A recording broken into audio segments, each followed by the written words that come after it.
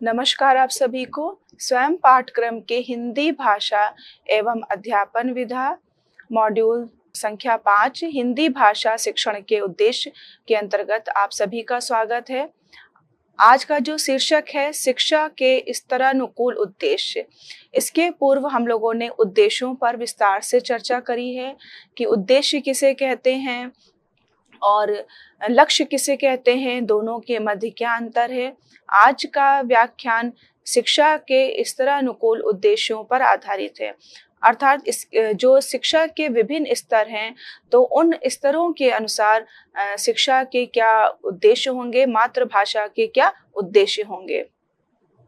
इसके अंतर्गत जिन बातों का हम लोग अध्ययन करेंगे वे हैं उद्देश्य लेखन एवं नई शिक्षा नीति 2020, स्तर अनुकूल उद्देश्य लेखन, शिक्षा के विभिन्न स्तर, राष्ट्रीय शिक्षा नीति 2020 के अनुसार स्तर अनुकूल शिक्षण की आवश्यकता, एनसीएफ नेशनल करिकुलम फ्रेमवर्क की सिफारिशें और प्राथमिक स्तर के लिए उद्देश्यों का निर्धारण, राष्ट्रीय शिक्षा नीति 2020 की दृष्टि से माध्यमिक शिक्षा के उद्देश्य, माध्यमिक स्तर पर एनसीएफ 2005 और एनसीएफ 2023 की सिफारिशें, माध्यमिक स्तर पर हिंदी भाषा शिक्षण के उद्देश्य और उच्च स्तर में उद्देश्य निर्धारण। इस व्याख्यान के पश्चात जो उपलब्धि होगी वो विद्यार्थी मातृभाषा के संदर्भ में जो विभिन्न स्तरों पर उद्देश्यों का निर्धारण करते हैं तो किस प्रकार से उद्देश्यों का निर्धारण कर पाएंगे, साथ ही साथ राष्ट्रीय शिक्षा नीति, नई राष्ट्रीय शिक्षा नीति 2020 क्या कहती है उद्देश्यों के संदर्भ में, उसमें क्या बात कही गई है इसको समझ पाएंगे। और नेशनल करिकुलम फ्रेमवर्क, राष्ट्रीय पाठचर्या 2005 या 2023 में उद्देश्यों के संदर्भ में क्या बात कही गई, इससे भी विद्यार्थी परिचित होंगे। उद्देश्य, शिक्षा का अंतिम उद्देश्य व्यक्तित्व का समग्र विकास है, जिसमें ज्ञान, कौशल, सोच, मूल्य और आचरण का संतुलन होता है। यह विकास तभी संभव है जब हर स्तर पर शिक्षा के उद्देश्य स्पष्ट, उपयुक्त और शिक्षार्थी केंद्रित हों। इसी कारण से ये आवश्यकता होती है कि स्तरानुकूल उद्देश्य निर्धारण की, अर्थात प्राथमिक, माध्यमिक और उच्च स्तर पर अलग अलग उद्देश्यों का निर्धारण। उद्देश्य लेखन और राष्ट्रीय शिक्षा नीति 2020, राष्ट्रीय शिक्षा नीति 2020 भारत की शिक्षा व्यवस्था को जड़ से लेकर शोध तक पुनर्गठित करने का प्रयास है। यह नीति स्पष्ट करती है कि शिक्षा ज्ञान आधारित नहीं, दक्षता आधारित हो। उद्देश्यों में 21वीं सदी के कौशल, मूल्य, भाषिक दक्षता, आजीवन अधिगम शामिल हो। प्रत्येक स्तर का उद्देश्य सीखने की अवस्था और सामाजिक आवश्यकताओं के अनुरूप हो। तात्पर्य यह है कि जब हम उद्देश्यों की बात करते हैं तो सबसे जो अंतिम उद्देश्य है वो व्यक्तित्व का समग्र विकास करना है, जिसके अंतर्गत हम ज्ञान, सोच, कौशल, मूल्य और आचरण के संतुलित विकास की बात करते हैं। और ये तभी संभव हो पाएगा जब प्रत्येक स्तर पर शिक्षा के उद्देश्य स्पष्ट, उपयुक्त और शिक्षार्थी केंद्रित होंगे। और जो हमारी नई राष्ट्रीय शिक्षा नीति है वो भी इस बात पर बल देती है कि शिक्षा ज्ञान आधारित नहीं बल्कि दक्षता आधारित हो और कौशल, मूल, भाषिक दक्षता, आजीवन अधिगम को सम्मिलित करने की बात करती है। साथ ही प्रत्येक स्तर पर उद्देश्य सीखने की अवस्था और सामाजिक आवश्यकताओं के अनुरूप हो। तो उद्देश्य लेखन में स्तरानुकूलता, जैसे बात करें अगर हम उद्देश्य लेखन की भाषा के संदर्भ में उद्देश्य लेखन की बात कर रहे हैं तो जो विभिन्न स्तर हैं शिक्षा के, उसके अनुसार जब भाषा को सिखाने की बात की जा रही है तो उद्देश्यों का निर्धारण भी हमें स्तर को ध्यान में रखना है, फिर निर्धारित करना है। जैसे उदाहरण के लिए अगर कक्षा 3 के लिए हमें उद्देश्यों को निर्धारित करना है और कक्षा 7, 10 के लिए निर्धारित करना है तो संज्ञानात्मक क्षमता और मूल्यबोध, समाज व पर्यावरण की समझ, उनके उद्देश्यों का निर्धारण भी उम्र, क्षमता और संदर्भ के अनुसार होना चाहिए। मतलब 3 चीजें प्रमुख हैं, 3 बिंदु प्रमुख हैं जिनको कि हम जब उद्देश्य निर्धारित करते हैं तो ध्यान रखते हैं। संज्ञानात्मक क्षमता, संज्ञान कैसा है, मूल्यबोध, क्या हम मूल्यों का ज्ञान कराना चाहते हैं, साथ ही साथ समाज व पर्यावरण की समझ हम कैसे विकसित करना चाहते हैं। शिक्षा के विभिन्न स्तर, राष्ट्रीय शिक्षा नीति 2020 के अनुसार वर्गीकरण। भारत की पारंपरिक शिक्षा व्यवस्था, जो पहले की शिक्षा व्यवस्था थी, वो 10+2, जिसको कि राष्ट्रीय शिक्षा नीति 2020 ने एक नवीन मनोवैज्ञानिक एवं चरणबद्ध ढांचे में परिवर्तित किया है, जो कि पहले 10-2 की बात होती थी, अब वो 5-3-3-4, मतलब 5-3-3-4 की बात हो रही है। इन सब का उद्देश्य है उम्र व मानसिक विकास के अनुरूप शिक्षण करना। जो उम्र है बच्चे की और उसका जो मानसिक विकास हो रहा है, उम्र के अनुसार मानसिक विकास हो रहा है, उसके अनुरूप शिक्षण की बात कही जा रही है। प्रत्येक स्तर पर उपयुक्त उद्देश्य, मूल्यांकन व अधिगम रणनीति की बात कही जा रही। जो प्रत्येक स्तर, शिक्षा का जो हर एक स्तर है, उस पर उपयुक्त उद्देश्य निर्धारण की बात है, मूल्यांकन की बात हो रही है और अधिगम के लिए एक उपयुक्त रणनीति की बात कही जा रही है। प्राथमिक स्तर से लेकर के उच्च शिक्षा स्तर तक एक सतत एवं प्रगतिशील शैक्षिक यात्रा, जो शिक्षा का एक सबसे पहला स्तर होता है, जिसको प्राथमिक स्तर कहा जा रहा है, और तो वहां से लेकर के जो सबसे उच्च स्तर है, उच्च शिक्षा स्तर पर आ करके जो हमारी एक शैक्षिक यात्रा पूरी होती है, तो उसका मतलब है कि सतत और प्रगतिशील, वो ऐसी यात्रा हो जो कि सतत है, प्रगतिशील शैक्षिक यात्रा है, और ये तभी हो पाएगी जबकि शिक्षा के उद्देश्य सही प्रकार से निर्धारित होंगे।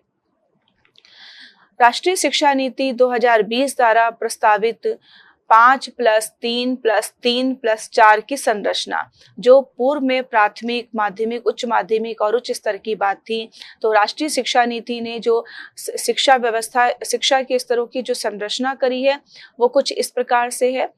3 से 8 वर्ष के जो बच्चे हैं, वो बाल वाटिका से कक्षा 2 में सम्मिलित होंगे, जिसको कि आधारभूत चरण कहा गया है, और 8 वर्ष से 11 वर्ष के जो विद्यार्थी हैं, वो कक्षा 3 से 5 में सम्मिलित होंगे, जिसको कि प्रारंभिक चरण कहा गया है। 11 से 14 वर्ष के विद्यार्थियों के लिए कक्षा 6 से 8 है, जिसको कि मध्य चरण कहा गया है, और कक्षा 14 से 18 वर्ष के जो विद्यार्थी हैं, वो कक्षा 9 से 12 वर्ष में सम्मिलित होंगे, जिसको कि माध्यमिक चरण कहा गया है। शिक्षा के स्तर अनुकूल शिक्षण की आवश्यकता। अब बात आती है कि जो शिक्षा के विभिन्न स्तर हैं, जैसे कि राष्ट्रीय शिक्षा नीति 2020 में भी स्तरों की बात कही गई है। जैसा कि पूर्व में हम लोगों ने इस चीज पर चर्चा करी है, तो 4 स्तर बताए गए हैं।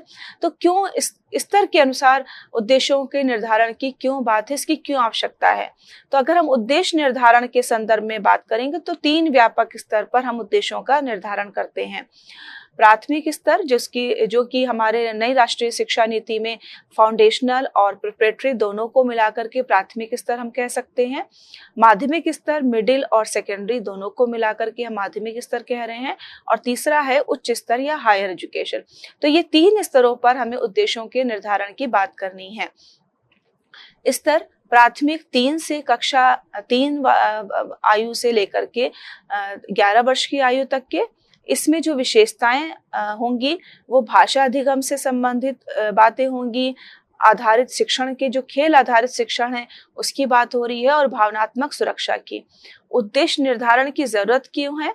क्योंकि संप्रेषण कौशल विकसित करना है।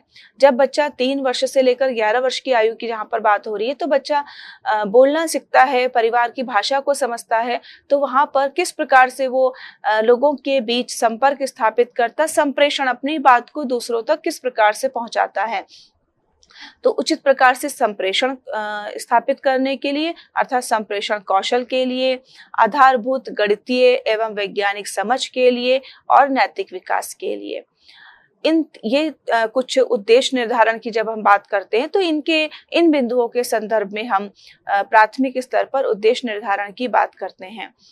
और दूसरा जो स्तर है माध्यमिक, जिसमें 11 वर्ष से लेकर 18 वर्ष के विद्यार्थियों की बात हो रही है, तो इसमें जो उद्देश्य निर्धारण की जरूरत पड़ रही है वो अनुशासन आधारित दक्षता एक ऐसी दक्षता है जो कि हमारे प्रत्येक विषय है जिसको कि अनुशासनात्मक संदर्भ में भी बात की जाती है, तो उस पर आधारित दक्षता की यहाँ पर बात हो रही है। बच्चों में, विद्यार्थियों में आलोचनात्मक सोच, वो जो भी बिंदु, विषय वस्तु या भाषा के संदर्भ में अनुच्छेद पढ़ रहे हैं, कोई कहानी पढ़ रहे हैं, कविता पढ़ रहे हैं, तो उस पर उनकी सोच कैसे विकसित हो रही है, वो साहित्यिक पक्ष को लेकर के, उसके शैलीगत पक्ष को लेकर के किस प्रकार से अपने विचार रख पा रहे हैं, और साथ ही साथ विद्यार्थियों में मूल्यों की समझ को विकसित करने के लिए भी हम उद्देश्य निर्धारित करते हैं। इससे संबंधित जो विशेषताएं आएंगी वह विश्लेषणात्मक सोच है। बच्चों के अंदर एक विश्लेषणात्मक सोच विकसित होगी। विषय वस्तु की गहराई, जो भी विषय वस्तु वो पढ़ रहे हैं, गद्य पढ़ रहे हैं, पद पढ़ रहे हैं, व्याकरण है या निबंध की बात कर रहे हैं, उपन्यास, तो उसके संबंध में उनकी जो गहराई से वो उन विषय वस्तु को समझ पाएंगे। तीसरा स्तर है उच्च स्तर, जो कि 18 वर्ष से लेकर के ऊपर की आयु की बात के विद्यार्थियों को रखा जाता है।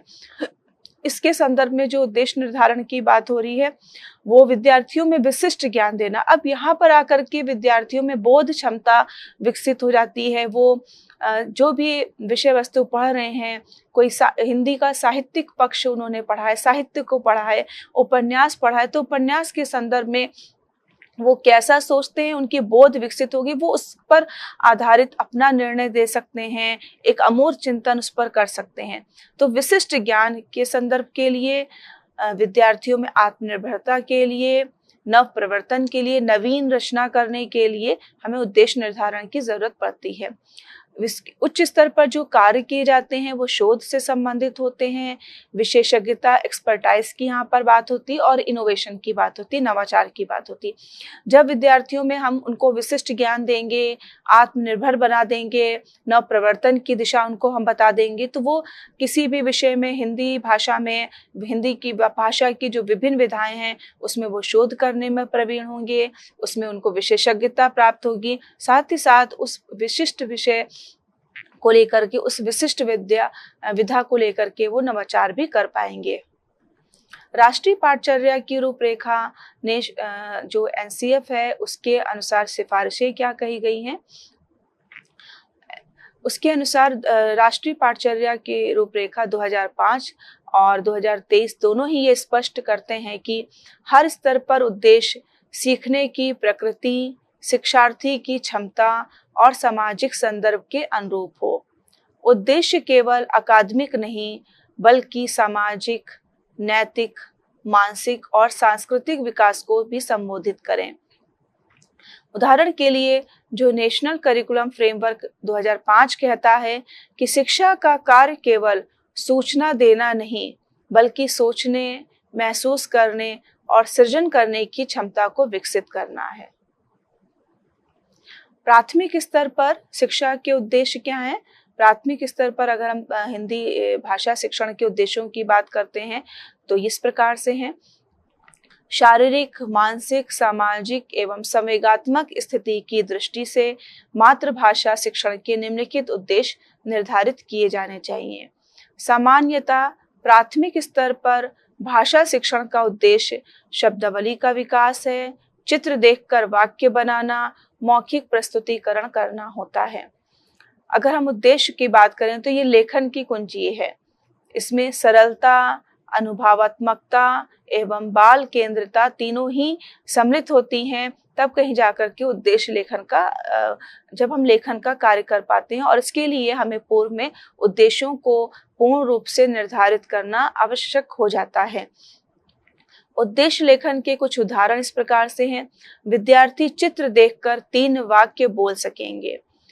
इस प्रकार के उद्देश्यों को हम निर्धारित करेंगे कि विद्यार्थी जो है वो उनके सामने कोई चित्र प्रस्तुत किया जा रहा है और उसको देख करके वो 3 वाक्य बोल सकेंगे। विद्यार्थी कहानी सुन करके 2 प्रश्नों के उत्तर बोल सकेंगे। विद्यार्थी मेरी माँ विषय पर 5 पंक्तियां लिख सकेंगे। प्राथमिक स्तर के लिए उद्देश्यों का निर्धारण शारीरिक, मानसिक, सामाजिक एवं संवेगात्मक स्थिति से स्थिति की दृष्टि से इस स्तर पर मातृभाषा शिक्षण के निम्नलिखित उद्देश्य निर्धारित किए जाने चाहिए। ज्ञानात्मक उद्देश्य के संदर्भ में विद्यार्थियों को वर्ण, लिपि, शब्दों, शब्द समूह और वाक्य रचना का ज्ञान कराना। विद्यार्थियों को अवसर अनुकूल शब्दावली, सूक्तियों, लोकोक्तियों और मुहावरों का ज्ञान कराना। विद्यार्थियों को मातृभाषा की पाठचर्या की या पाठ पुस्तकों में निहित प्रकृति एवं मानव जीवन से संबंधित सामान्य ज्ञान कराना।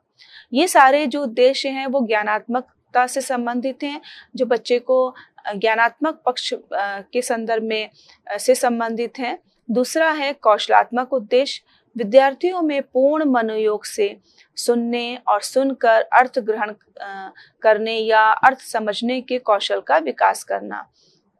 विद्यार्थियों में शुद्ध शब्दोच्चारण, उचित ध्वनि निर्गम, बल, प्रवाह, धैर्य एवं आत्मविश्वास के साथ बोलने के कौशल का विकास करना। विद्यार्थियों में उचित गति और पूर्ण मनोयोग से पठन कर अर्थबोध करने के कौशल का विकास करना। विद्यार्थियों में सुंदर लेख, शुद्ध वर्तनी और व्याकरण सम्मत वाक्य रचना के कौशल का विकास करना। भावात्मक उद्देश्य, विद्यार्थियों में अन्य व्यक्तियों द्वारा मौखिक अथवा लिखित रूप में जो अभिव्यक्त विचार हैं उनको समझने की रुचि का विकास करना। विद्यार्थियों में अपने विचारों को मौखिक एवं लिखित रूप में अभिव्यक्त करने की रुचि का विकास करना। विद्यार्थियों में शुद्ध एवं शिष्ट भाषा सीखने एवं सामान्य जानकारी प्राप्त करने की प्रवृत्ति का विकास करना। विद्यार्थियों के व्यक्तित्व का निर्माण करना। अब राष्ट्रीय शिक्षा नीति 2020 की दृष्टि से माध्यमिक शिक्षा के क्या उद्देश्य हैं? अगर हम राष्ट्रीय शिक्षा नीति 2020 को देखते हैं तो मातृभाषा के संदर्भ में उन्होंने क्या उद्देश्यों की बात कही है माध्यमिक स्तर पर? तो विषय आधारित गहराई, अगर हम मातृभाषा की बात कर रहे हैं तो उस विषय से संबंधित गहराई से उस विषय की हर एक बिंदु को हमें विद्यार्थियों को बताना है। तो उदाहरण के लिए यहाँ पर हम अन्य विषयों की भी बात कर सकते हैं। गणित है, विज्ञान, सामाजिक विज्ञान आदि में सटीकता। 21वीं सदी के कौशल पर आधारित शिक्षण की बात कही जा रही है, जैसे विश्लेषणात्मक सोच, समस्या समाधान, डिजिटल साक्षरता। मूल आधारित शिक्षा की बात कही जा रही है, सहिष्णुता, संवेदनशीलता, पर्यावरण चेतना, सृजनात्मकता और नवाचार की प्रवृत्ति विकसित करना, नूतन भाव संबंधी कहानी एवं कविता लेखन, नवीन प्रवृत्तियों का विकास। परियोजना आधारित शिक्षण या अंतः विषय शिक्षण में वीर रस से संबंधित 5 पंक्तियों पर या वीर रस से संबंधित जो 5 कविताएं हैं उन पर एक सारांश लेखन, सभी विद्यार्थियों द्वारा एक संदेश देने वाली कहानी का लेखन। तो इस प्रकार से राष्ट्रीय शिक्षा नीति 2020 जो है वो विभिन्न बिंदुओं के आधार पर माध्यमिक स्तर पर शिक्षा के उद्देश्यों के निर्धारण की बात करती है। माध्यमिक स्तर पर नेशनल करिकुलम फ्रेमवर्क 2005 और 2023 की क्या सिफारिशें हैं? तो 2005 सीखना केवल परीक्षा पास करना नहीं बल्कि सोचने और चुनने की स्वतंत्रता पाना है। जो नेशनल करिकुलम फ्रेमवर्क है, राष्ट्रीय पाठचर्या जो प्रारूप है, वो कहता है कि सीखना जो है वो केवल परीक्षा पास करना नहीं बल्कि सोचने और चुनने की स्वतंत्रता पाना है। जबकि 2023 राष्ट्रीय पाठचर्या प्रारूप जो 2023 है उसके अनुसार स्तर पर शिक्षा, विद्या, समाज, पर्यावरण जोड़ने का माध्यम बने। जो शिक्षा है वो ऐसे जाए, उसके उद्देश्य इस प्रकार से कि विद्यार्थी समाज से जुड़े, पर्यावरण से जुड़े और विज्ञान को। तो इसलिए उद्देश्य लेखन की बात करते हैं तो कुछ ध्यान में रखना चाहिए। आलोचनात्मक दृष्टिकोण हमें विद्यार्थी है तो इस प्रकार के उद्देश्य निर्धारित हों। विद्यार्थियों में आलोचनात्मक दृष्टिकोण विकसित, स्वतंत्र उत्तरदायित्व वे समझें, साथ ही साथ रह करके कार्य करें और सहकार्य। तो उत्तरदायित्व, आत्मानुशासन और सहकारिता से कार्य करें, इनका उनमें अभ्यास होना चाहिए। जिज्ञासा और शोध की मिले। हमें या हमारी मातृभाषा हिंदी भाषा है, इसके जब हम उद्देश्यों का निर्धारण करें, तो इस प्रकार के उद्देश्यों का निर्धारण के अंदर शोध की भावना उत्पन्न चल करके भाषा हिंदी भाषा की जो विधाएं हैं, शब्द हैं या शब्दों की उत्पत्ति कर रहे हैं, तो उसमें संबंधित शोध करना चाहें और उनके पीछे छिपे कि उनके अंदर जिज्ञासा हो।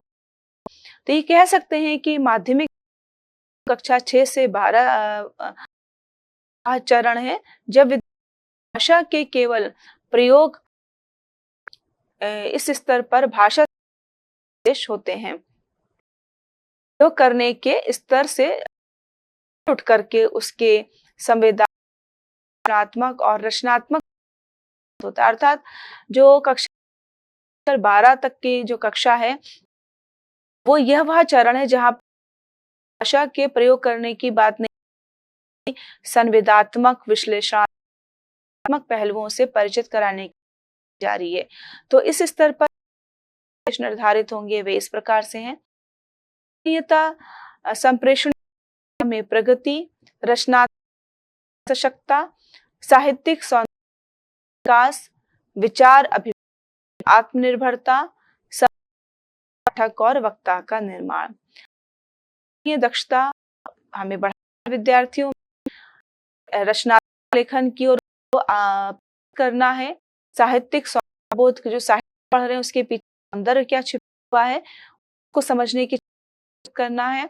स्वतंत्र रूप से वो अपने विचार अभिव्यक्ति कर रहे हैं भाषा के माध्यम से, इसमें हमें निर्भर बनाना है। साथ संवेदनशील, जब वो गद्यांश या पद्यांश को पढ़े, संवेदनशीलता उनकी होनी चाहिए, वो भावों को समझे, साथ ही साथ करके वो अपनी बात व्यक्त कर पाए। तो एक अच्छे पाठक और वक्ता के रूप में हमें उनको बनाने की कोशिश करनी है। तो इस प्रकार से देखिए पर हिंदी भाषा शिक्षण इस प्रकार है। ज्ञानात्मक उद्देश्य विद्यार्थियों को शब्दों, उपसर्ग, प्रत्यय, संधि एवं समास सहित लोकोक्तियों, मुहावरों, शब्द शक्तियों, छंदों, अलंकारों, प्रस्तुत अप्रस्तुत विधानों एवं रसों का ज्ञान कराना। विद्यार्थियों को साहित्य की विविध विधाओं और लेखन की विभिन्न शैलियों का ज्ञान कराना। विद्यार्थियों को मातृभाषा की पाठ्य पुस्तकों में निहित प्राकृतिक तथ्यों, ऐतिहासिक घटना, पौराणिक कथाओं, सांस्कृतिक मूल्यों एवं धार्मिक विश्वासों आदि का ज्ञान कराना। अब कौशलात्मक उद्देश्य क्या है? विद्यार्थियों में शब्दों, लोकोक्तियों एवं मुहावरों का प्रसंगानुकूल अर्थ एवं भाव समझने के कौशल का विकास करना। विद्यार्थियों में अपने भाव एवं विचारों को उचित ढंग से प्रस्तुत करने के कौशल का विकास करना।